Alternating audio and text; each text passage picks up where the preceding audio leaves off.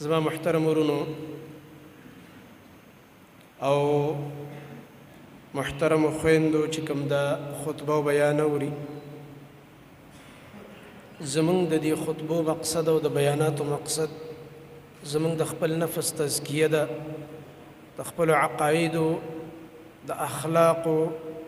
د اعمالو او د خپل معاشري اصلاح او پاکی ده. قرآن کریم مونږ ته همیشه د تزکیه النفس تلقین کوي چې د خپل نفس چې دی دا پاک کوي. د عقیدو پاکوالی به انسان کوي. اول ځکه دا فرض ده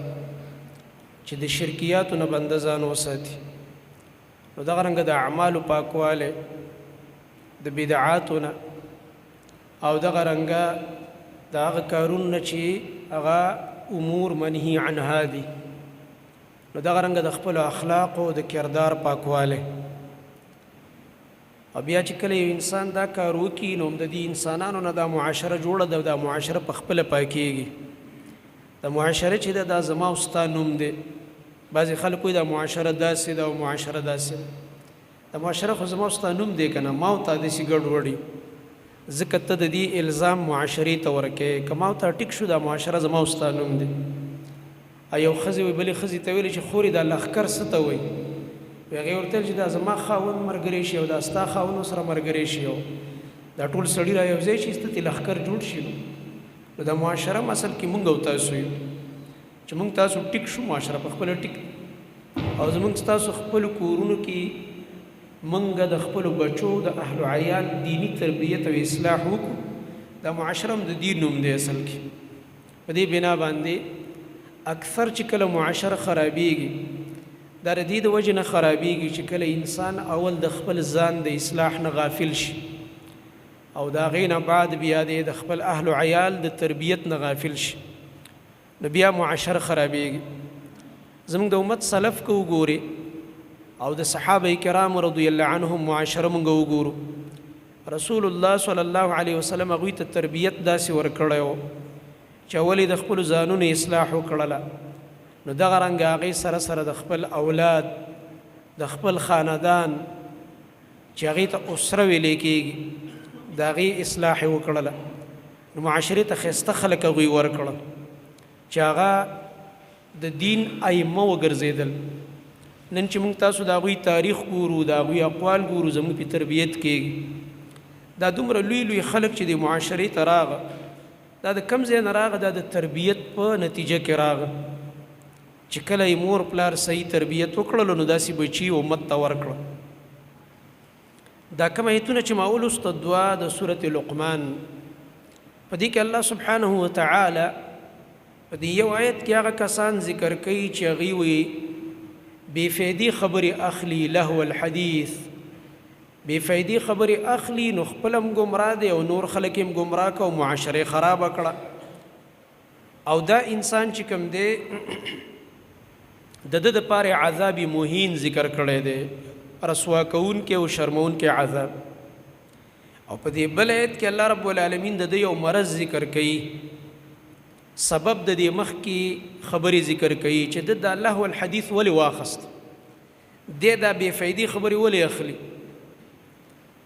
د دې اصل وجه دا ده چې د باندې قرآن بد لګي، د الله رب العالمین کتاب پې بد لګي. او دې باره کې د روژې په رمضان خطباتو کې درته ما د امام ابن القیم رحمه الله قول ویلی چې کله یو انسان وګوري چې د باندې د الله رب العالمین کتاب نعوذ بالله بوج راولي او د دې په مقابل کې ګانې بجانې فضول شعرونه بے حیا الفاظ دا دله خوند ورکوي، دا د دې دلیل دی چې د د زړه خراب شوی دی او د د زړه فاسد شوی دی، فساد پکې واقع شوی دی. عجیبه دا خبرې خلکو ته اوس ناشنا ښکاري. د زړه د تربیت خبرې چې کوي او د تعلق بالله خبرې کوي، دا په خلکو بوج راولي. حالانکه د ټولو نه اهمه موضوع هم دا ده. انبیاء کرام چې دنیا ته اول راغلي دي، دا د توحید دعوت چې ورکړی دا څه شی دی؟ اصل کې التعلق بالله عز وجل، د الله رب العالمین سره تعلق پیدا کول. او د الله سره تعلق پیدا کېږي یوازې د هغه په بندګۍ باندې چې موږ د هر قسم شرک نه ځان وساتو. نو د الله سبحانه وتعالی عظمت چې په زړه کې راځي، محبت د دې اصل سبب دا دی چې موږ د الله احکام او پیژنو او د الله سبحانه وتعالى اسماء او صفات پیژنو نو دا عظمت په زړه کې واقع شي. نو دا موضوع نن سبا د خلکو د زړونو د خرابېدو د وجې نه داسې موضوع چې بیانېږي خلکو له خوند نه ورکوي. خو که د دروغو قیسې ورته کې د انګا او بنګا قیسې ورته کې هغې ته به یې سر هم لقوي هغه ورله خوند هم ورکوي اگر که د هغې نه سند معلوم دی او نه څه ثبوت شته دی د قرآن او حدیث نه خو بس هسې یو قیسه ده وشوله او په هغې باندې د خلکو وخت برباد شو. دا چا چې تقریر وکړو د ده مسې خپل ټیم یې پې پاس کړلو په دې خلکو باندې خپل صورت یاسین پخوي او هغه کمې قیسې چې ورته بې سنده معلومې دي هغه لګې دی ورته وایي او د عوام چې دي دا هم په دوکه کې پرېوتم د دغه شیونو سره عادت شوي دي. نو زما محترم ورونو قرآن کریم کې الله رب العالمین فرمایي بعضې هغه خلک دي یشتري لهو الحدیث چې هغې بې فایدې خبرې اخلي. لهو الحدیث من هغه خبرې چې هغه نه د دنیا کې فایده ورکوي نه په آخرت کې فایده ورکوي. یو خو داسې خبره ده چې ستا د کاروبار سره تعلق ساتي حلال روزګار سره دې تعلق ساتي ستا د دنیا حلال او جایز ضرورتونه دي نو دا خو به موږ خامخا کوو دا خبرې دا خو الله رب العالمین حرامي کړي نه دي دې باندې خو الله موږ ته پابندي نه ده لګولې په موږ باندې چې هلکه ګوره دوکانداره ته به ګوره دوکانداري نه کوې او ګاکه ګوره ته به ګوره سودا نه اخلې. دا یو ښایسته فراخه باب دی. الله موږ ته وایي ګرځه حلال مې ډېر څیزونه پیدا کړي دي کلو وشربو خوراک کوئ او څښاک کوئ زما حلال خورئ او څښئ. الله موږ ته دا نه ویل چې مه خوره او مه څښه. دا چې کم څیزونه راته یاد کړي حرام چې دا مه خوره مه څښه ډېر کم دي او دا حلال نه د دنیا ډکه کړې الحمدلله. دغه رنګه د حلال خواهشاتو ډېرې لارې الله موږ له راکړي چې دغه لاره باندې ځئ دا ستاسو جایز خواهشات دي پوره کوئ. که د دې باره کې تاسو چا سره خبره کوئ هم جایز ده یو بل سره پکې جرګه کوئ هم جایز ده خو حرام خواهشاتو نه ځان وساتئ او هغه یو څو څیزونه دي دغه لارو باندې مه ځئ او په دې لاره باندې ځئ. دنیا کې هم داسې ده دنیا کې هم چې موږ ژوند تېرو یو ځای ته ځې یوه لاره اسانه تلې ده او سهولت هم پکې دی او فایده هم پکې ده ستا کامیابي ده پکې او بله لاره خطرناکه ده او ډاکوان دي پکې او غله دي پکې نو څوک هم په دې خطرناکه لاره نه ځي. هر عقلمند وایي چې به د یاره شاعر عام چې کومه ده دا موټر وی او دا جی ټي روډ او دا کلاوه لاره چې کومه ده په دې لاره باندې ځم دې کې فواید دي. اسلام هم دغه شان موږ ته وهدیناه النجدین الله فرمایي دواړه لارې ما د انسان ته واضحې کړي دي. دا مې ورته مخکې نه ویلي چې دا لاره د کامیابۍ لاره ده په دې لاره زه سیده به د الله خواته او جنت ته ورسېږم او دا بله لاره چې دا ګوره د تباهۍ لاره ده دا د هلاکت لاره ده. نو الله سبحانه وتعالی موږ او تاسو د دنیا په جایزو خبرو کې نه یو منع کړي. اوس مثلا یو سړی ځان له واده کوي د هغه دپاره ته جرګه کوي هغه ځان له خپله جرګه کوي او دې کې موږ خبرې کوو نو الله او رسول موږ ته نه دي ویلي چې هلکه ګوره د نکاح او د جرګو خبرې مه کوئ د چا لور خور به نه غواړئ. کوم ځای کې ویلي دا جایز خبرې دي. د کاروبار او روزګار یو څه اخلي یو څه خرڅئ کوم ځای کې راغلي چې دا خبرې مه کوئ دا جایز خبرې دي. دغه رنګه نور زموږ د دنیا ضرورتونه دي یو به سره سوال جواب کوو کله موږ ته الله او رسول ویلي چې دا مه کوئ جایز دي. ډېر فراخه میدان دی الحمدلله فراخه دین دی. خو کمې خبرې دلته مراد دي چې الله رب العالمین فرمایي داسې خلک دي چې هغوی اخلي او غوره کوي او خوښوي دا لهو الحدیث. نو د دې تفسیر دپاره دا خو د قرآن یو ټکی دی وویلی شو الله ویلو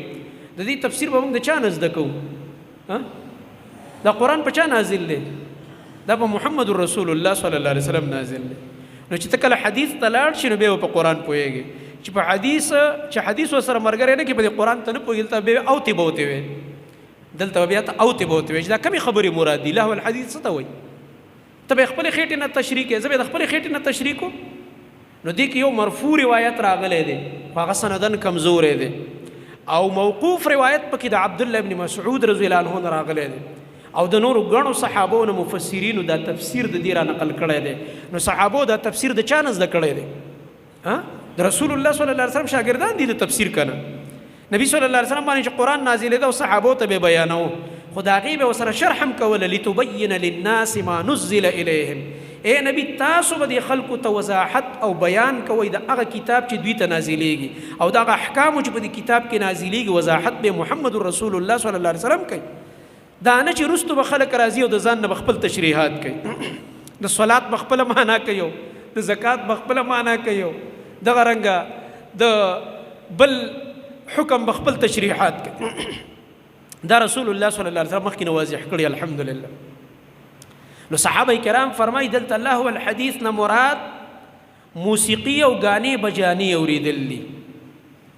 او دا لازمی خبره ده. تاسو په دې تجربه وکړئ د کم انسان زړه چې د غانو سره ولګيږي والعیاذ بالله دا مردار اوازونه او دا بے حیا خبرې او په غانو کې ټول بے حیا خبرې سره حیا خبرې خو نه 13 جمعه کابل جمعه غالبا تاسو ته ویلې په غانه کې خدای نه چې ګینه مور پلار سره خو وکاو یا په غانه کې دا خبره د ګینه 15 وخت مونږ وکاو یا د مسلمان جنازې لاړ شاو یا د سپینګری عزت وکاو یا په غانه کې تا ته دا وای چې لکه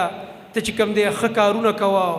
د خېګړې کارونه کوو غانه کې څه خو پردې لور خور یادېږي او چې کله ته اورم نو ستا په ذهن کې ما ګنده ګنده تصویرونه تاویږي پردې لور خور تاویږي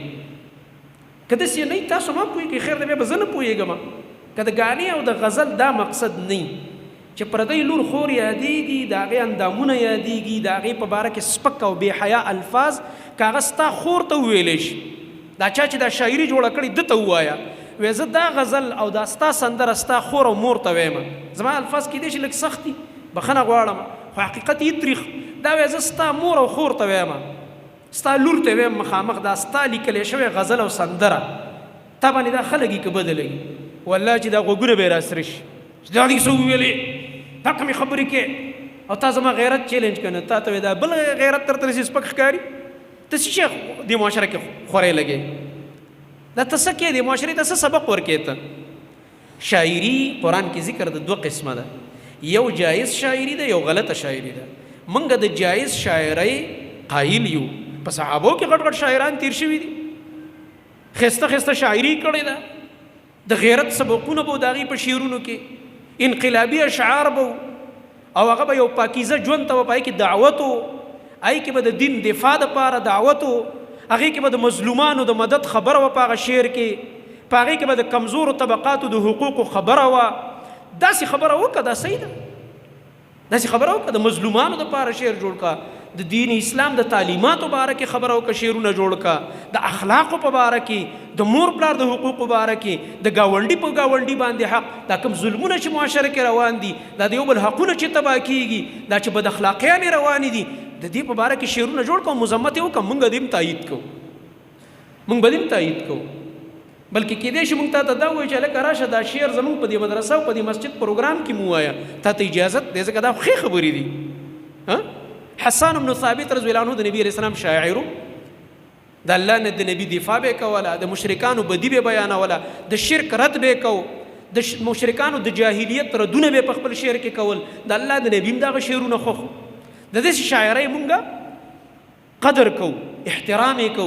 چاغي کې داسې د عزت خبري د غیرت خبري د مظلومانو د حقوقو خبري د ظالم مزمتي د بيدینۍ مزمتي د بی حیاي او د بی غیرتۍ مزمتي د دوستوب مزمتي مونږ داغي تایید خو چې یو شعر تش فضولیات بکواس بی حیا الفاظ د دین ډک دي او بل وسره دوکړی او باجر اخستي وغه پکې وي په خوږ आवाज نو دا خدا الله او رسول صلی الله علیه وسلم په نس خود ناروا کار دی اسی د غیرت او د پښتو په معاشره کې مداخله کار نه دی چې پښتو غیرت دی وړم خکار نه دی نو په دې بنا دا تاسو تجربه وکړئ د چا زړه چې دې سيزونه سره ولګي دي غانو بجانو دي ګنده سيزونه سره د باندې قران بوج راولي نعوذ بالله من ذلک د دې نه بل کومه غټه سزا ده چې تاسو بدر کړی په دنیا کې چې تا باندې قران ویل او قران اوریدل بوج راولي او چې سندر اوري داسې ورته د ازله تخنیګ او نور خوشاليږي والعياذ بالله دا څومره خطرناک خبره ده او د مؤمن بنده ازله قران ته خوشاليږي نبی صلی الله علیه وسلم به یو دعا کوله اللهم إني عبدك وابن عبدك وابن أمتك ناصيتي بيدك ماض في حكمك عدل في قضاؤك أسألك بكل اسم هو لك سميت به نفسك أو أنزلته في كتابك أو علمته أحدا من خلقك أو استأثرت به في علم الغيب عندك أن تجعل القرآن ربيع قلبي ونور صدري وجلاء حزني وذهاب همي وقد دعاء ده ودير أخوة دعاء ده ډیره خسته دعا ده خو په دې کې د اخري جملې وګورئ نبی علیہ السلام الله تاسو یا الله ته وګرځوه قرآن اللهم اجعل القرآن ربيع قلبي یا الله قرآن زما د زړه په سرلې وګرځوه په سپرلي کې او په بهار کې صحیح ګلونه راټوکېږي که نه ونې شنې شي ښایسته منظري د الله نبي باندې قرآن دومره خوږ لګېږي د الله د کتاب سره یې دومره مینه ده او په نبي علیه السلام نازل دی او بیا هم د الله نه غواړي چې یا الله دا قرآن زما د زړه سپرلی او بهار وګرځوه چې زما د زړه سپرلی شي زما د زړه پې باغ باغ شي زما د زړه کې د ګلونه د دې د لاسه راټوکېږي زړه مې تازه کېږي لکه پټۍ او باغونه او ګلان او چمنونه دا چې څنګه تازه کېږي په بهار کې نبی علیہ السلام خدا دعا کوي اللهم اجعل القرآن ربيع قلبي ونور صدري یا الله دا زما د سینې نور او رڼا وګرځوه چې دا قرآن زه ویم او اورم چې زما په سینه کې یو رڼا راځي وجلاء حزني زما د غمونو زما د حزن د ختمېدو سبب وګرځوه وذهاب همي او په دې زما غمونه ختم کا دینه دا معلومیږي څوک چې د الله کتاب لولي څوک چې د قرآن سره دغه تعلقي دنیا امتحان زه دی او په هر چا راځي او په مؤمنانو هم راځي او په پیغمبرانو هم راځي خو الله به رې خلاصوي رب العالمین به تا ته غمونه اسانوي چې کله د قرآن سره تعلق دا قانون دی کم یو غم ته چې دا عام خلک ډېر پریشانه کیږي بلکې خلک خودکشي نه کوي تاسو روزانه خبرېږئ خلک د یو غم او مصیبت د لاسه بل مړ کوي وژني نن سبا تاسو معاشره ګورئ الکه دا کس دی ولې وجلی د انټرویانو والا ورپسې ګرځي کرایم نیوز والا چې کوي الکه دا ولې وجلی یاره ده باندې زما پیسې وکړې په ما پیسې وې او زه ډېر تنګولی م بس راولګېدم دا نیټ دی نه ډک راولګېدم بس مړ مې کړو دا یو دونه پریشانۍ ته د زړه دومره راتنګ شو چې بل انسان یې ووجل او قتل یې کړو دومره عظیم جرم د ده نه صادر شو اوس که دا حادثه او دا غم دا قرض یا بل تکلیف دا چې په قرآن والا راشي دا غزړو ته دونه پریشانه نه هغه الله سره متوجي زړه دومره مطمئني الحمدلله د الله په فضل هغه دا غلط کارونه نه کوي دا فرق دی د قرآن والا او د غیر قرآن والا ځکه دا قرآن والا زړه د الله سره لګېدلی دی دا زړه مطمئن دی او قرآن کریم عظیم ذکر دی د قرآن نه لوی ذکر شته دی نه په مخ د ځمکه ځکه د رب کلام دی او الله قرآن کې فرمایي الا بذکر الله تطمئن القلوب خبردار د الله په ذکر باندې زړونو ته اطمینان ملاویږي څوک چې قرآن ډېر وایي د ده دا زړه مطمئني دی به قرضدار وي دی به بېروزګار هم شي دا به بیمار وي د باندې بل تکلیف هم راشي خو دا زړه الله کلک کړی ورته منفي سوچونه دی نه کوي کرام شي زر استغفار وغواړي اعوذ بالله ووایي بس بیرته الله پاک اصلاح وکړي درس کې کینی د علما خواله ورشي جوړ د پریشانی درته او ورته دوه درې خبرې وکړي الله پاکي برابر کړي او دا غلط خلک چې دا قرآن سره تعلق نه دا غلطو مجلسونو کې کینی دی کله مرګونه کوي کله به چرس شروع کی کله آیس شروع کی کله پودر شروع کی دې لپاره چې په دې بل ګناه بګنی دی غم نه خلاص شم حالانکه په مزید نور غمونو کې ورنوځي نور غمونو کې ورنوځي نور پریشانو کې ورنوځي دل الله دا سزا ورکي دا زړه چې کوم دی باغی د قرآن نه زړه چې کوم دی ګډ وډ دی زما محترم ورونو په دې بنا باندې د الله رب العالمین کتاب دا په مؤمن باندې ډېر خوږ لګېږي او رب العالمین د ده غمونه ختموي د دې سره عبد الله بن مسعود په قسم سره ویل وی په الله مې د قسم چې په دې قرآن کې په دې آیت کې الله رب العالمین فرمایي چې یشتری لهو الحدیث هغه کس چې هغه بې فایدې خبرې اخلي وی په الله مې د قسم چې د دې نه مراد ګانې بجانې دي اوس خلک اخلي که نه اخلي څنګه اخلي خلک ګانې بجانې اخلي که نه اخلي چېرته ورشي وی دا راته ډاونلوډ که په دې میموري کارډ کې پیسې پې ورکوي که نه ورکوي اخلي په پیسو یې اخلي پیسې پې ورکوي مخکې به کیسټې خلکو اخیستې بیا سیډیانې شوې اوس میموري کارډ دي او که کور کې هم ناست نو دا نیټ کې پیسې ورکوي که نه ورکوي د نیټ پیکج کوي که نه کوي دا پیکج چې دی ورکو په پیسو دی وکړو په دې پیسو ته بیا فلمونه ګوري او ته په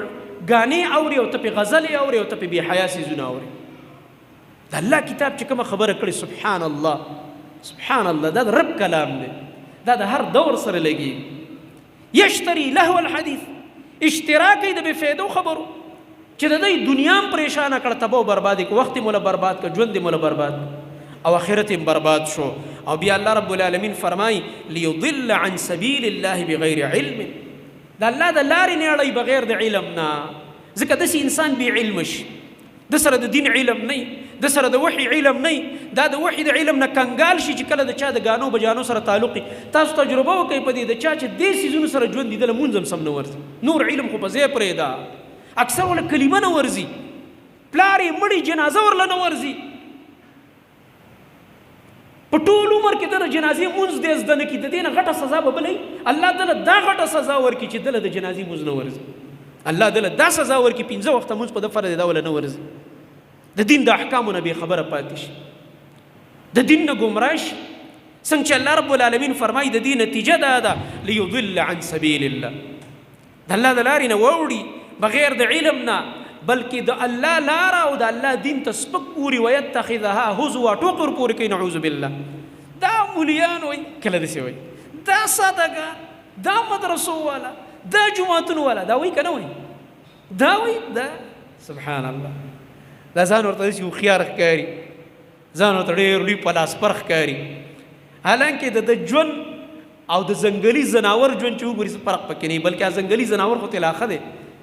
د الله رب العالمین د طرف نه خو مکلف نه دی کنه قیامت او د لپاره جنت او جهنم خو نشته کنه چې ګنې ورته بزي او ته خو مکلف تعالی الله عقل درکړی غل خو عقل هم نه دی ورکړی خر لو غویله ته خو الله مکلف کړی پیغمبران تعالی را لېږلي د آسماني کتابونه تعالی را لېږلي د قرآن تعالی را لېږلی د محمد رسول الله صلی الله علیه وسلم ما او تعالی را لېږلی دی ما او تا مکلف یو ما او تا نه به تپوس کېږي او زمونږ ژوند دا د ځناورو نه بدتري نو په دې بنا باندې الله رب العالمین فرمایي اولئک لهم عذاب مهین د دې خلکو دپاره عذاب مهین دی رسوا کوونکی عذاب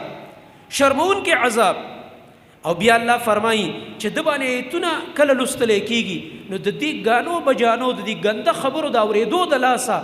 د قرآن نه ځان نعوذ بالله لوی ګڼي الله اکبر لوی نه دی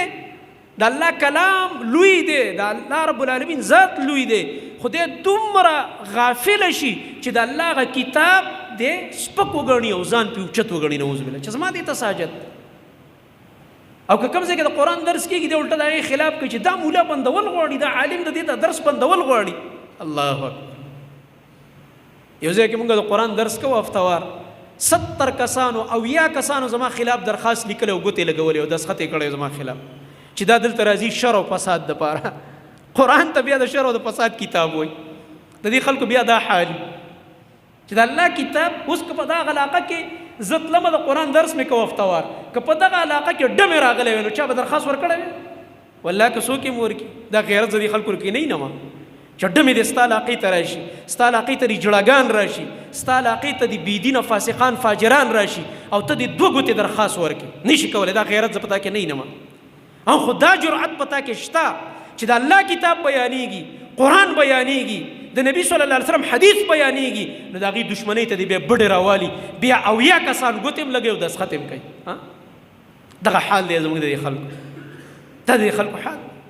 دا سړی چې کله خراب شي بیا دغسې حال الله رب العالمین فرمایي واذا تطلع علیه آیاتنا کله چې په ده باندې زمونږ ایتونه لوستلی کېږي ولا مستکبرا دی وګرځي مخ ته وګرځئ د قرآن نه په داسې حال کې چې ځان لوی ګڼي چې نعوذ بالله زما قرآن ته ساجد زما د الله کلام ته نعوذ بالله ساجد او بیا الله فرمایي ځان داسې کي کأن لم یسمعها گویا کې د ایتونې اډو وانه اورېده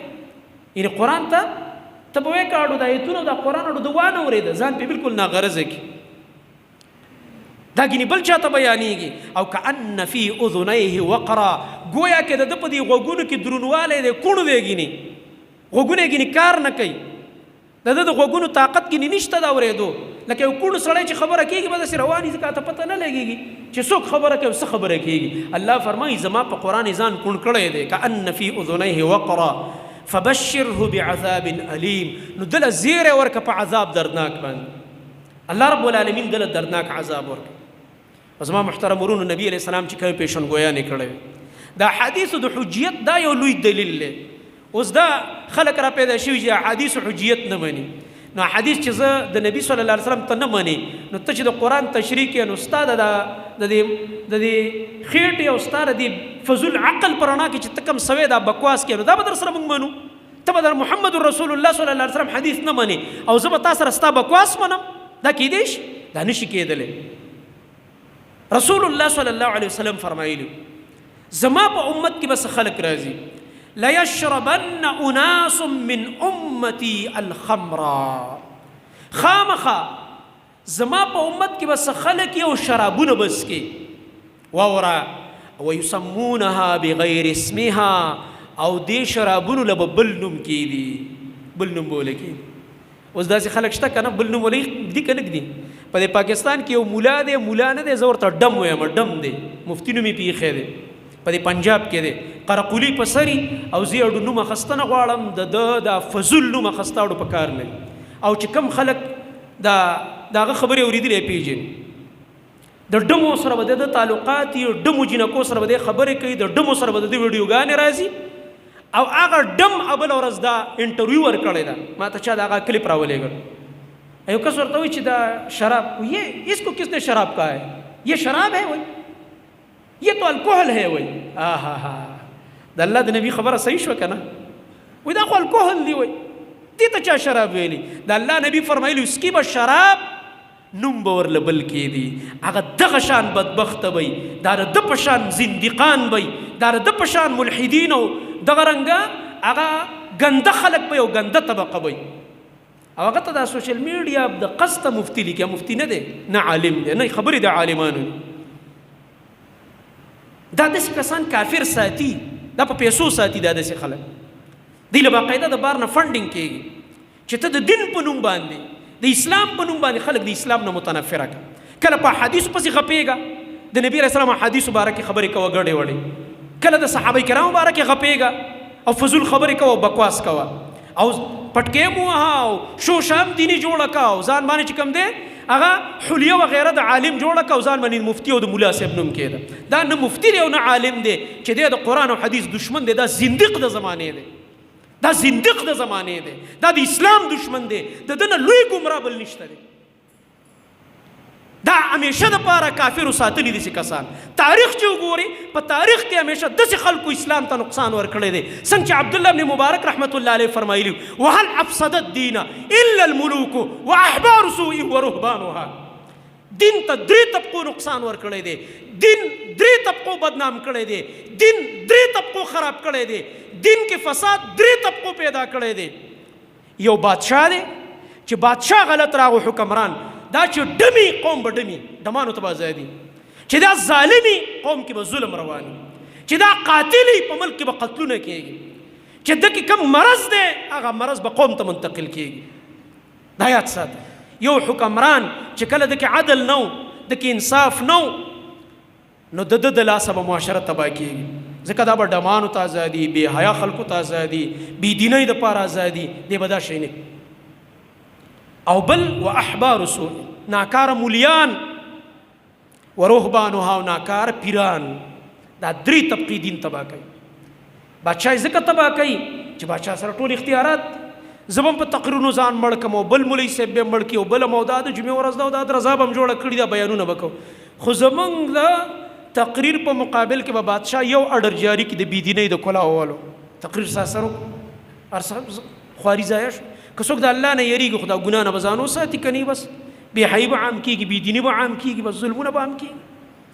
او بل ناکاره مولا دی چې د قرآن او حدیث نه وایي، په قیسو باندې د ټیم پاس کېږي. پلانې والوتو، پلاني دیوال روان کړو، پلاني دا چلو کو، پلاني ځای کې دا چلو شو. دروغ څه لوي، بکواس څه لکې.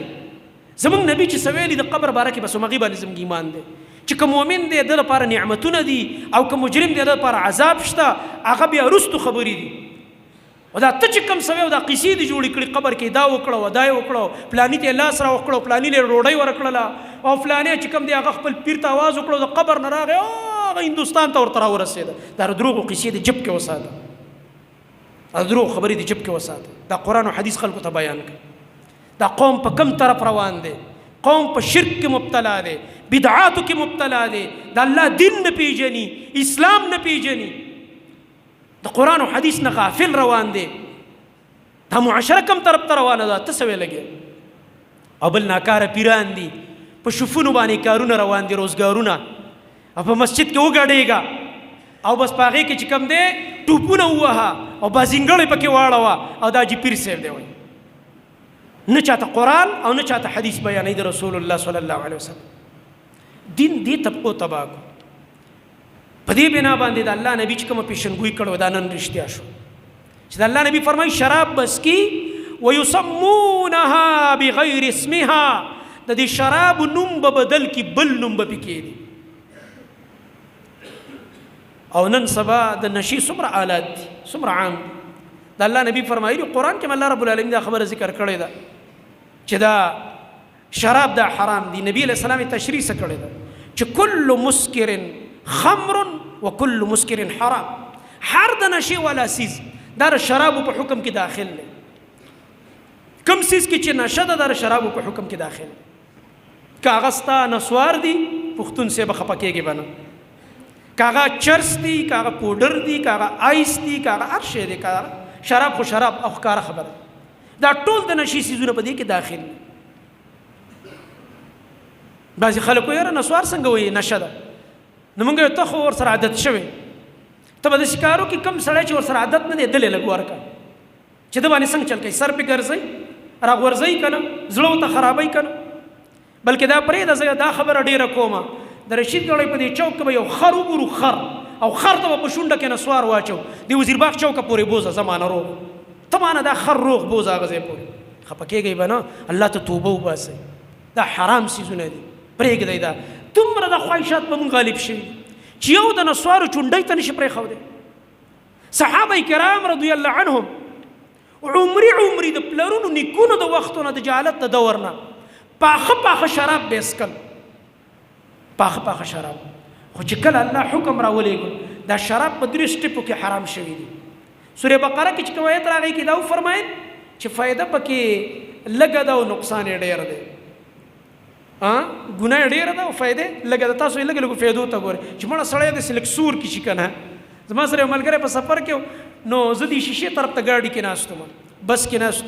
کراچۍ ته تلو وخت کې هلته زموږ سبق هغې دپاره نو بار بار مې ته لږ دې خوا شه او بس دا بار به شړت به خطا او دا نسوار به غورځول. ما ورته یاره ما دا ته پرېښودی نه شي، وایي بیا زما متیازې نه کېږي. وایي والله چې همداسې یې راته ویل لکه زموږ دا حال دی.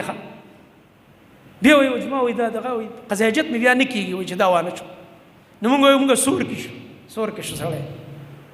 صحابه کرام رضی الله عنهم، انس رضی الله عنه فرمایي دا عمر یې کم وایي زه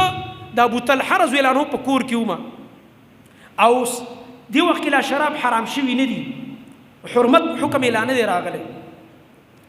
نو ما دې جامونو کې دا شراب اچول، جامونه کې مې شراب ورته اچول ځکه چې دا وخت کې جایز وسکل. په دې کې هغه آیت راغی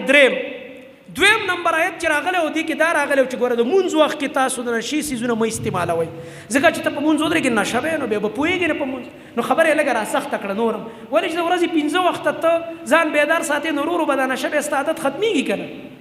اسلام دې په قلار اړول دا خلک چې دا د دې نشې نه واوړي. حکمت پکې اصل کې دا نو په 3 سټیپ کې سورت مائده کې آیت راغی چې ګوره شراب، جواري او دغه رنګه د شرک کارونه دا ټول د الله نافرمانی ده. او آیا تاسو د دې نه منع کېږئ که نه؟ فهل انتم منتهون، منع کېږئ که نه منع کېږئ؟ نو چې الله درته چې منع کېږي که نه منع کېږي نو ته به ورته څه جواب ورکوې؟ زه به څه جواب ورکړم چې یا الله بس منع کېږو که نه؟ پلار چې زوی ته وایي هلکه سمېږي که نه سمېږي؟ وایي بس جي زما توبه. الله رب العالمین زموږ خالق دی، قادر ذات دی. موږ ته وایي هلکه منع کېږئ که نه منع کېږئ؟ د دې جوارو نه شرابونه نه وړئ که نه وړئ؟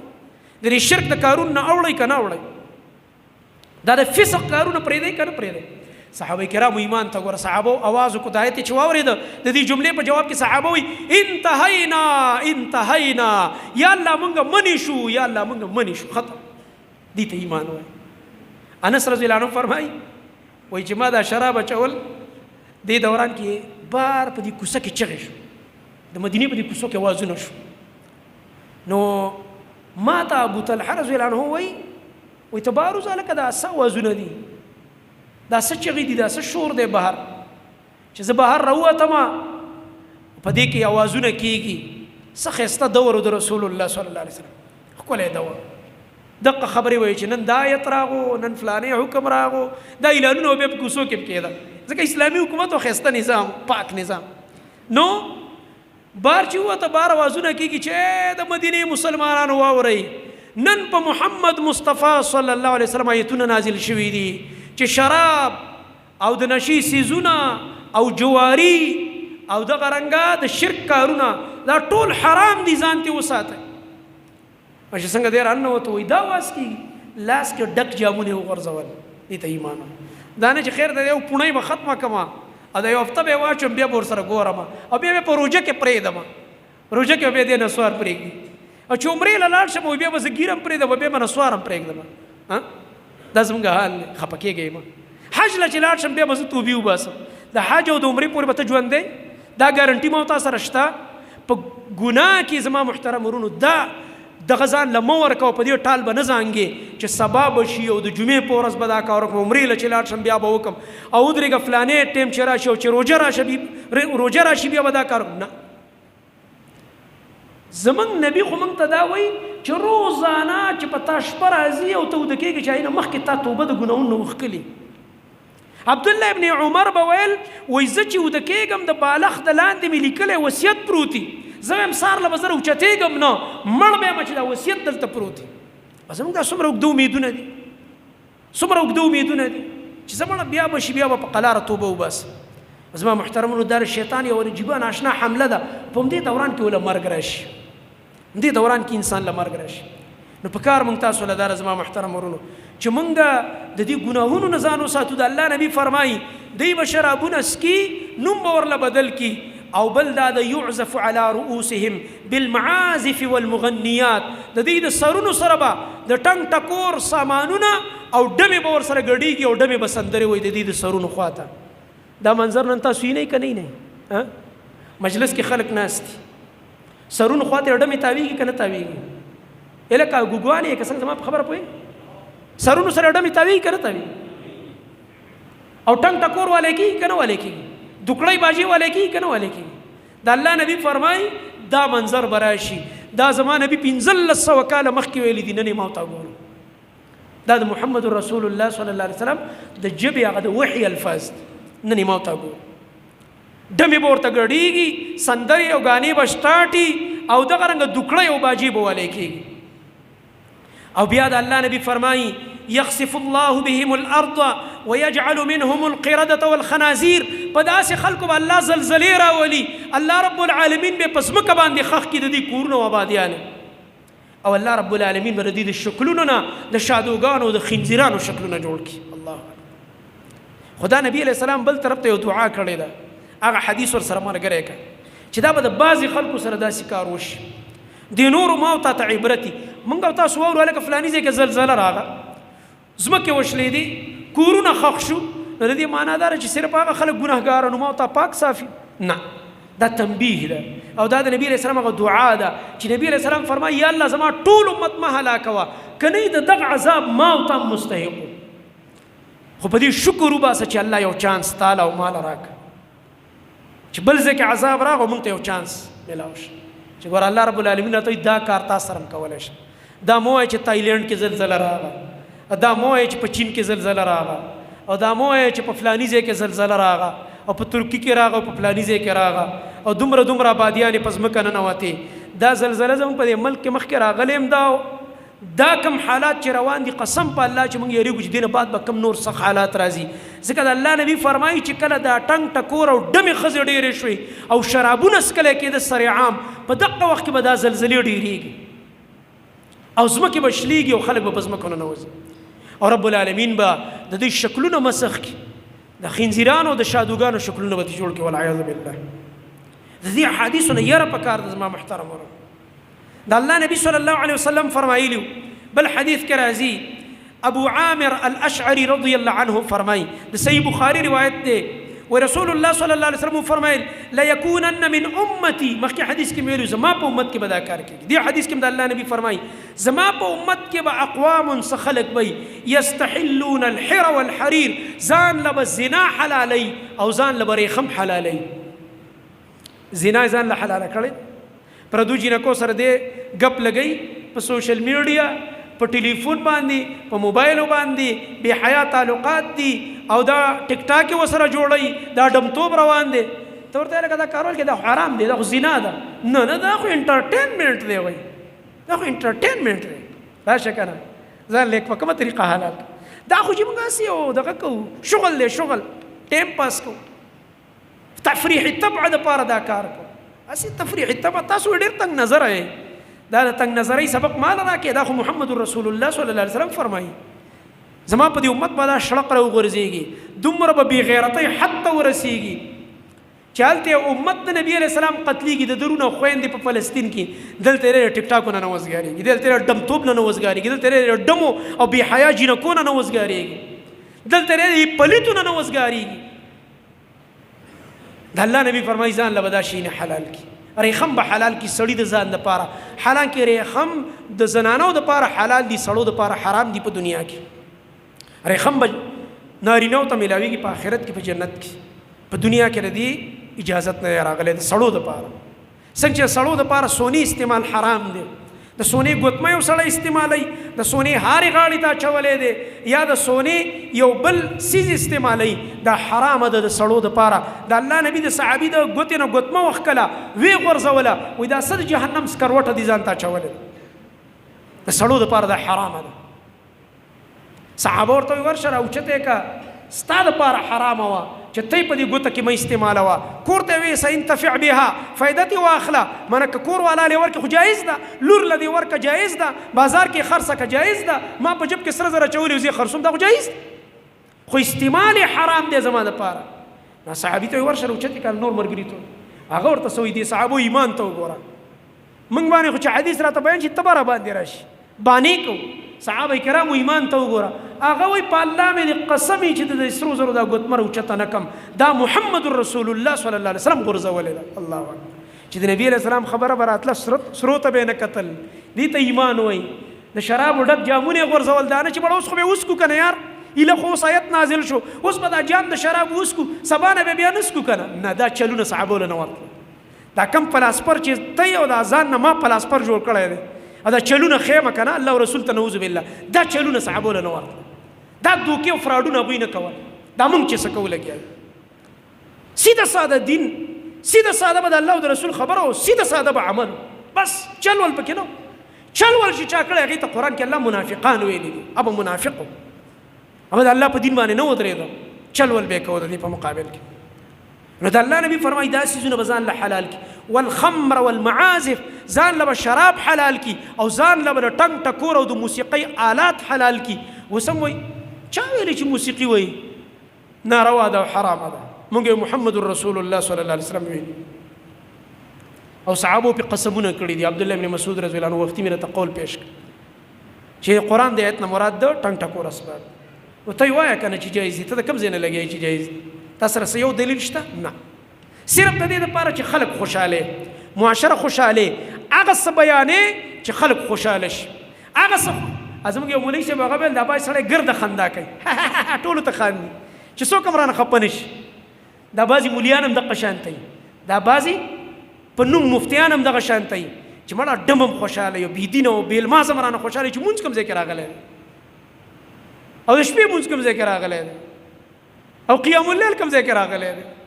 او ذکر کوم ځای کې ذکر پورې هم خانده او اذان په کوم ځای کې راغلی اذان پورې هم خانده نعوذ بالله بس خلکو له چوټي ورکړه د دین نه دا داسې انسان چې دا زندیق او ملحد دا مخلوق خوشحالی او یو هغه عالمي چې هغه الله خوشحالی به د الله خبره کوي او د محمد رسول الله صلی الله علیه وسلم د حدیث خبره به کوي د الله نبی فرمایي دا به زما په امت کې دا خلک پیدا شي ځان له زنا حلالوي ځان له نارینه به یو ریخم حلالوي ځان له شراب حلالوي او د ځان دپاره د ټنګ ټکور او د موسیقۍ د ډمتوب اسباب دا حلالوي اخر کې نصیحت کوم ټولو ملګرو ته ځان ته هم کوم ډېر داسې ملګري دي هغوی به د یو عالم بیان کله شیر کوي او هغې سره به ساز لګولی هلکه د دې ساز نه بغیر لکه دا بیان دا څوک نه اوري که څنګه چلی دې ساز کې څه فایده دې ساز ته به خلک غوږ دي که دې بیان ته به غوږ دي دې څیزونه د الله لپاره توبه وباسئ کله به خپله یو ویډیو جوړه کړي او دغه له به یې ورکړي چېرته په لاره روان یي عمل ځای کې او د هغې د پاسه به یې ګانه ورچولي لکه د الله بنده حرام کار کې دا څومره خلک چې دا ګوري دا ټوله ګناه په تا پسې در روانه ده دا سیس چې د شعر که دا ټوله ګناه چې دا څومره خلک یې اوري دا په تا پسې در روانه ده ته د الله نه نه یېرېږې ته شرمېږې نه د دې نه او زما هغه خلکو ته اجازت نشته چې د علما کرامو یا زمونږ په شان د طلابو د هغې ویډیوګانې جوړوي او په هغې باندې لګیا دی یا ټیک ټاکو ته خېجوي یا یې داسې یو ځای کې شیر کوي چې په هغې باندې دا څیزونه ورچوي به یې که موږ یو بیان کړی یو چېرته یو ښه خبره هم کړي او هغه د شیر کړه خو ټیک دا چاته به فایده ورسیږي موږ ته به مجر ملاوي شي خو یو کار کې هیڅ فایده نشته دی کې تا ته سم ملاويږي چې ته په دې باندې بیا باقاعده سازونه ورچې ته په دې باندې فضول سيزونه ورچې یا په شپېلې نه ورچې شپېلې یواز په ورچې ته څه ضرورت ده څه فایده ده دې دې سيزونه ځان ساتل پکاري زما محترم ورونه دا لږ ژوند دی په دې لږ ژوند کې معمولی چانس کې موږ ته پکار ده چې داسې څه وکړو که وروستو زموږ آثار پاتې کېږي دا موبایل چې موږ سره په دې جب کې پرتې دي نن مرګ راغی دا ټول ریکارډ پاتې شو دا څه چې دې شیر کړي دي او څه در سره دي ریکارډ پاتې شو نو د دې نه یاره پکار یا ریکارډ وروسته څه پرېږدم لګیا جاری نیکي پرېږدي که جاری ګناه پرېږدي مرګ نه بعد الله دې موږ له د هغه عملونو توفیق راکړي چې زموږ وروسته جاری نیکي پاتې شي نه دا چې زموږ وروسته جاری هغه ګناه پاتې شي او بس موږ مړی والله مکه ګناه را پسې را روانه الله دې موږ تاسو ته عمل کولو توفیق راکړي اقول قولي هذا واستغفر الله لي ولكم ولسائر المؤمنين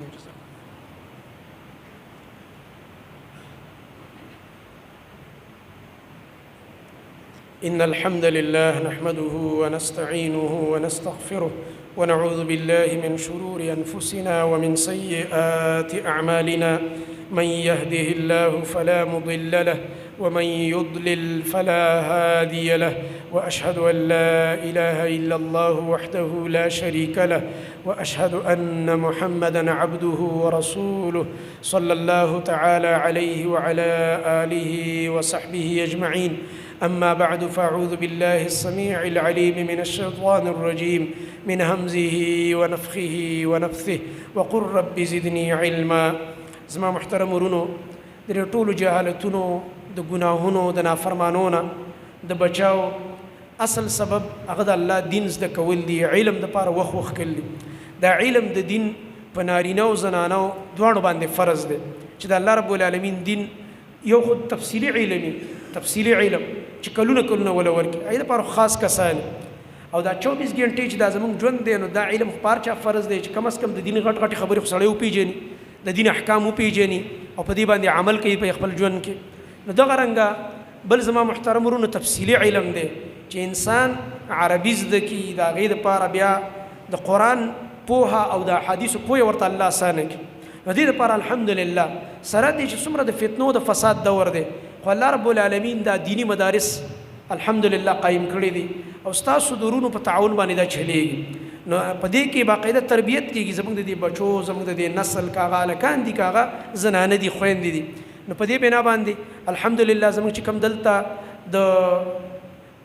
الکانو مدرسه ده دا غیم چټیانه په ختمېدو دي هفته کې هغه کلاسونه سٹارټ کیږي ټول والدینو ته دا اعلان دی چې خپل بچو ته وای چې هغه باقاعده کلاسونه شروع شي غالبا کلاسونه سٹارټ شوي دي د حفظ چې کوم کلاسونه دي سٹارټ شوي چې بچي باقاعده راځي دویم زمونږ ان شاء الله د سبانه کم چې د زنانو مدرسه د بناتو نو پای کې چې کوم خويندې داخله اخلي تاسو بلونه تاسو بخويندې او هغه قران او حديث د کوي الحمدلله په پرده کې راځي بر د غیر پر باجیګانی دي دلته علماء کرام درس وي په لوډ سپیکر باندې او قران او حديث ورته ورخي او اکثر تاسو چې وګورئ دا معاشره کې چې دا فسادونه دي د دې زنانو د لاسه سړیم ته پریشانی په کورونه کې دا څومره رسمونه او رواجونه او د بيدینه چې زنانو د وجنه نو که زمونږ د زنانو اصلاح وشي کم از کم چې عقیده ټیک شو او کم از کم 15 وخت منځ والا شو دا وړه خبره ده دا غټه خبره ده منځ زده کی عبادت والا شي سبا د بچو تربیت وکي په دغه دینی علم باندې نو سبا ان شاء الله دا غي داخلي شروع کیږي نو سمره چې مخکنی زمونږ شاګردان دي ته پلاران بیرونه به چاغیم حاضری وکي ان شاء الله دا غي داخله مو شي په نو کلاسونو کې او کوم چې نوی راځي نو دا غي د پارم داخلي ترتیب دي زمونږ الحمدلله نه د داخلي فیس شته او نه زمونږ ماهانه فیس شته فری دغه الحمدلله د الله په فضل باندې دا هم په منګو تاسو یو حجت دی سبا الله ته دا بانه نشي کولای چې الله ما څنګه دین زده کړی وي په بچو باندې دا غټ فیسونو ډېری غټي خرچې وي نو هغه خبر هم تی وته الحمدلله هم د معاشري او د خپل علاقې خوښه د اقتصادي حالت ته مونږ کتلی په دې وجه باندې دا بوجم په دې مرګرو باندې نه دی نو په دې بنا باندې چې څومره استادان دي او قاریان صاحبان دي او کباجګانی دا غي ټولو تنخواګانی هغه الحمدلله من په خپل هغه بوج په ځاني خو مرګري منډه ترړوي لګي دي او هغه من برابرو داسې وخت پکې راغلی چې په ما باندې ما څوک خبر کړی نه دي د استادانو د نه همیشته تنخواه په ما جمع شوی د نه همیشته ما څوک خبر کړی نه دي د دینه دي تکلیف حل ما چاته نه دی ویل چې په ما دومره تکلیف دی او استاد ما نه مطالبه کوي والله دغه استادانو لمجر وکي چې ما سره دومره تکلیف برداشت کړی دی خو زمانه نه تلی دی او نه راته مدرسه پرې خېله چې تا هم نه همیشه تنخواه لیټ کړله نو زما محترم ورونو دا دومره تکلیف د دې مدرسې چې کوم ملګری دی هغه برداشت کوي هغه ټول خراجات په ځان باندې برداشت کوي استاد لپاره خو اسانه خبره ده خو خپل لور خور راولېږي او داخله به وکړي او دغه رنګه سبق به وي او تا ته به د هغې اجر میلاویږي نو که سبا له هغه زما استاد وجه نه یو ایت زده کړي یو حدیث زده کړي او په هغې عمل وکړي نو دا هم زموږ د آخرت د کامیابۍ دپاره کافي ده نبي علیه السلام فرمایلي وایي که چاله الله 2 لونه ورکړي دا امتحان دی چې لونه یي او بچي نه زامن او صرف لونه او دې راولګي د هغې صحیح دیني تربیت وکړي دا 2 لونه به د جهنم د اور نه پرده وګرځي الله اکبر